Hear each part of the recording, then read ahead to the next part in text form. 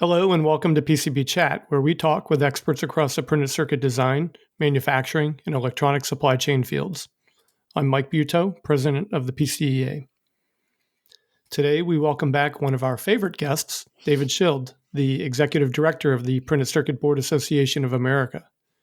PCBAA was founded about 3 years ago to advance U.S. domestic production of PCBs and base materials. The organization is made up of corporate members of all sizes and includes fabricators, assemblers, and suppliers. David, welcome back to PCB Chat. Great to be here. Thank you, Mike. One, although hardly the only driver of the PCBAA, is ensuring U.S. defense readiness. We have spoken before about many policy initiatives, such as the Defense Production Act, the National Defense Authorization Act, or NDAA, and of course, the Printed Circuit Boards and Substrates Act. Throwing yet another card on that policy table, the U.S. Department of Defense last month introduced the National Defense Industrial Strategy, emphasis on industrial, so as not to confuse it with the National Defense Strategy. The NDIS, I believe, really gets at the heart of what PCBAA Chairman Travis Kelly and others have noted, that defense supply chain security extends far past equipping the service branches with weapons and communication systems. It encompasses telecom, finance, medical, and other end markets that we don't immediately associate with battle readiness. So, David, have you had a chance to review the NDIS? And if so, what are your takeaways on what it means for the PCB industry? Thanks, Mike. And it's great to be with you again. There's so much evidence now, so much collateral supporting this argument for reshoring and increasing domestic capacity. And certainly the National Defense Industrial Strategy, a first of its kind, I might add, really supports this. The DoD for a long time has had 5 critical technology pillars. One of them has been microelectronics. And this report calls out for the first time some of the deficiencies, some of the shortfalls, some of the single points of failure that we see in defense supply chains. And it talks about risk, and it talks about the need for surge capacity, and it talks about what do we do if we all of a sudden can't get a certain raw material or certain component from a foreign source? It identifies this as a risk, and it calls on Congress and the administration to act. So I think the important thing here is that the work was done, the study was made, and now we need to act on those conclusions. What stood out to me about the NDIS strategy is that it specifies not just the challenges and the risks, which you mentioned, which are extensive and include items that many in our industry have been clamoring about for some time, such as an inadequate workforce and inadequate, and that's the word from the NDIS, inadequate domestic production. But it also talks about solutions. And these include investing in additional capacity, increasing inventories, and also reviving something called the OIB, which is a network of U.S. government-owned defense industrial facilities. And that includes government-owned and government-operated sites. What are your sources telling you that this means? Does this suggest that the government plans to actually get into the manufacturing business? I think the Pentagon is open to any and all possibilities to meet its needs, right? The missions that they are on are, by definition, the most critical missions that are out there. So I think you see through a variety of investments, right? Whether it's DPA or whether it's IBAS, direct investment. We were thrilled to see the money that went to Green Source. We were thrilled to see the money that went to Calumet. These are really important investments. Millions is great. I think it should be billions. I think most people in our industry agree it should be billions. I think the Pentagon has to be cagey and careful about what it's doing because we're in a competitive global environment, certainly. And when you look at where a lot of this stuff is sourced, that our adversaries are watching our actions. But the Pentagon doesn't mess around. And I think that they're going to take this report and do what needs to be done. And I'm very encouraged when we talk to Assistant Secretary Dr. Taylor Calais, when we talk to other people throughout these program offices, the PCB executive agent, they take this seriously. They're willing to move out. They're willing to meet with anybody in industry who can help them solve their problem. So just to drill down a little further, though, I mean, you mentioned the funding mechanisms that are going to some of your member companies, right? Green Source, Calumet, and so forth. And these are well documented and publicized and great. But would that obviate the U.S. government pouring money into an entity such as, for example, Crane, which is essentially government funded and more or less government run? Or would you anticipate that funding that does come from the federal government will continue to go toward private industry? There are always going to be things where they feel the need to have boots on the ground, have their feet on the production floor when it comes to capacity. There's certainly work that's being done at Crane in Indiana that supports this idea that, hey, the government's going to have its own manufacturing capacity. There are some joint initiatives that are underway, but I think the best solution is the industry experts who want to manufacture and innovate these technologies. And in some cases, the Pentagon simply writing a check to make the investment to kickstart some of this work. And so I think that's the best use of the DPA. What we would say to Congress is fully fund the DPA.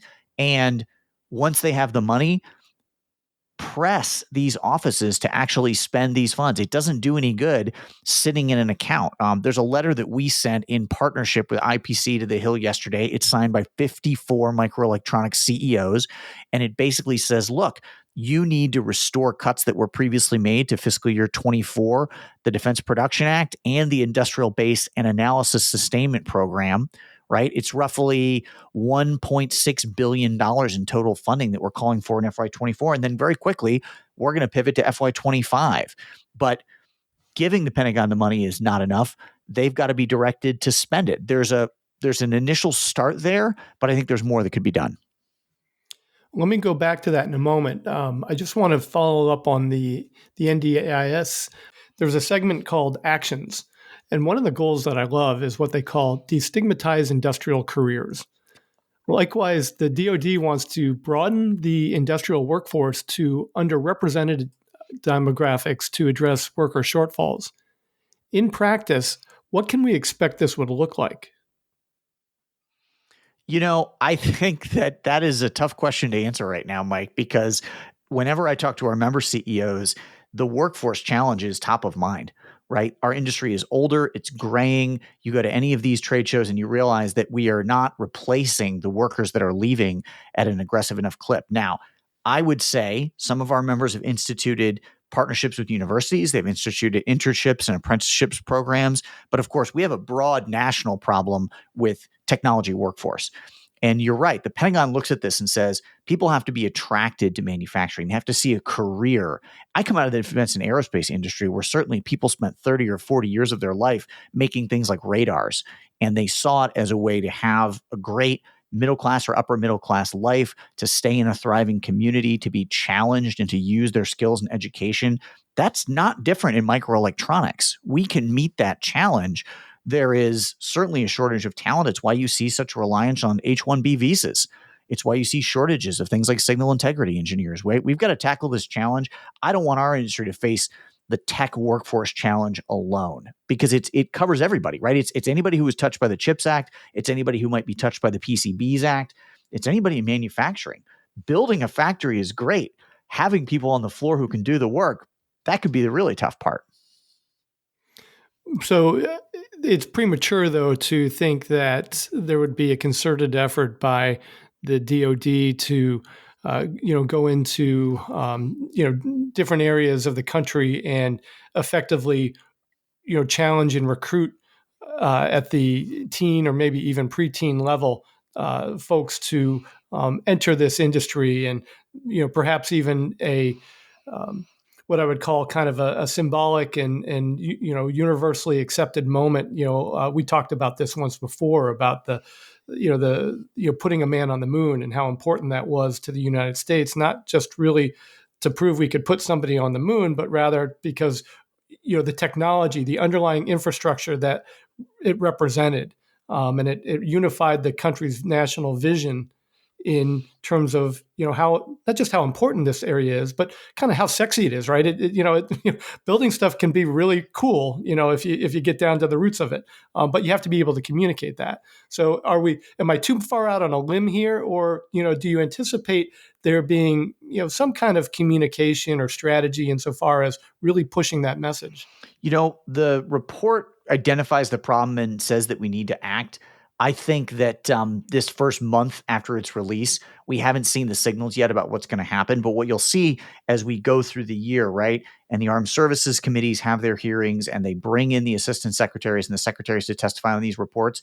Those are the kind of pointed questions you're going to get. So, like your listeners, I'm looking forward to that testimony to see what the folks at the Pentagon have planned now that they've come to these conclusions. I can't speculate, again, 30 days out as to what they're going to do, but calling out the problem is a first, right? I give them a lot of credit for doing this study. It's not easy to audit yourself and say, where are the problems and what do we need to solve? But now they can point to that report when they do a workforce initiative or when they say, we've got to dole out more dollars.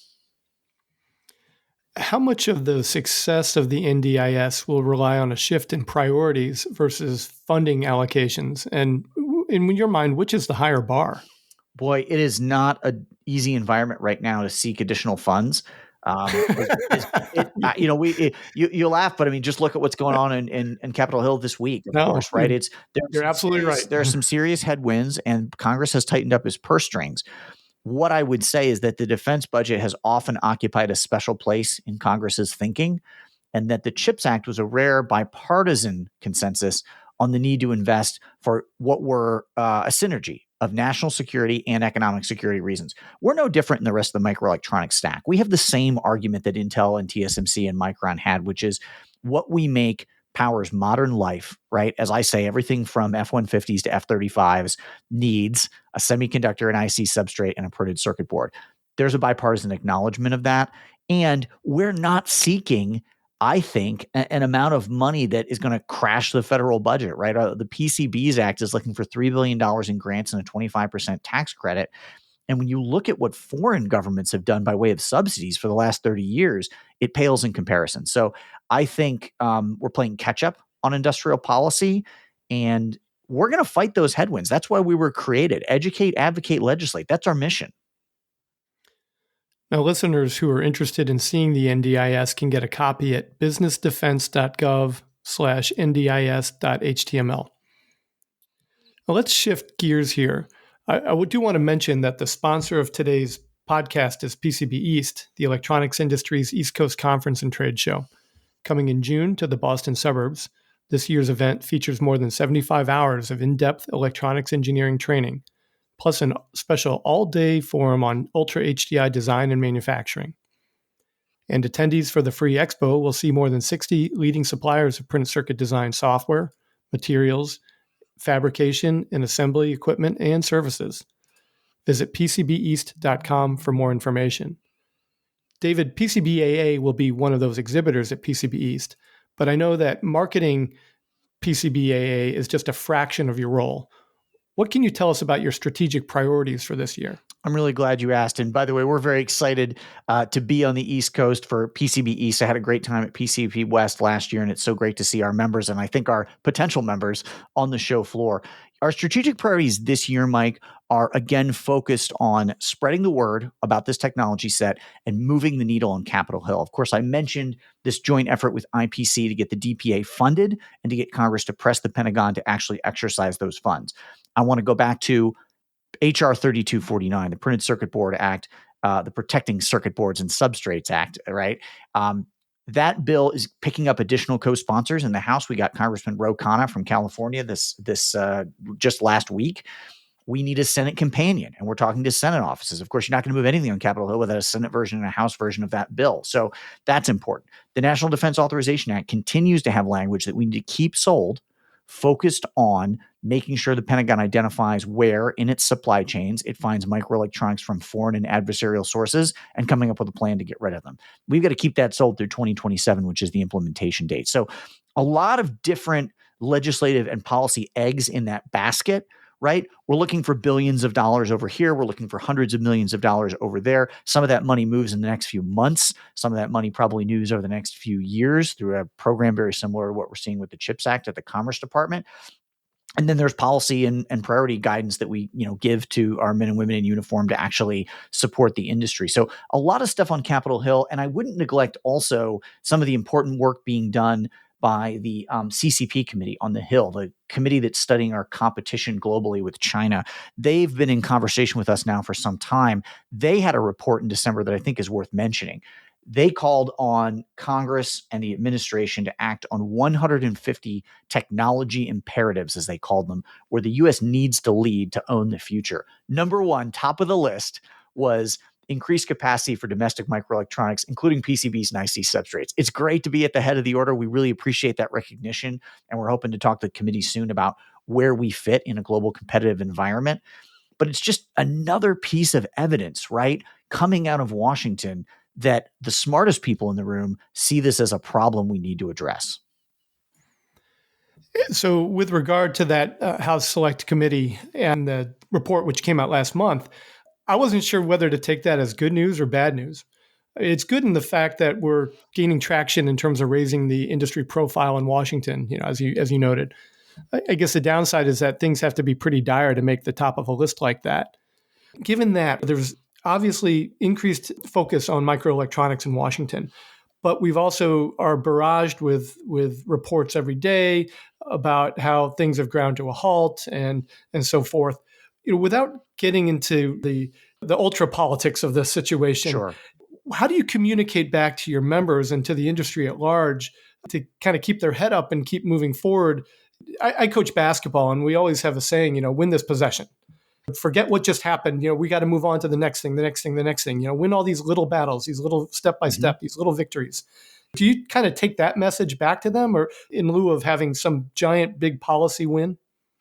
What I say to folks is that we need to be aggressive, but we also need to be patient. I counsel folks that the CHIPS Act took almost 5 years from ideation to execution. And Mike, think about who was behind the CHIPS Act. Some of the biggest companies in the world, right? Spending tens of millions of dollars of their own money. You had the COVID-19 pandemic inducing semiconductor shortfalls. There was this perfect storm of we need to act. The news cycle agrees that there's a problem, and big companies are pushing a solution. Plus, there was congressional support on both sides of the aisle. When I talk about PCBAA, I remind people that we haven't even existed for 3 years. We've gone from 5 to 50 members in 30 months. We're growing, which is great. We've achieved legislative wins like the DPA and some of the funding for the DPAI and standalone legislation being introduced and co-sponsors. That's all well and good. But I want to manage expectations and be clear to people that things move slowly in Washington. There are competing priorities. I would be thrilled this year to see a Senate companion bill. I would be thrilled to see more co-sponsors. I would be thrilled to see those DPAI and IBAS funds restored. There's no shortage of things that we can have as successes in the near term.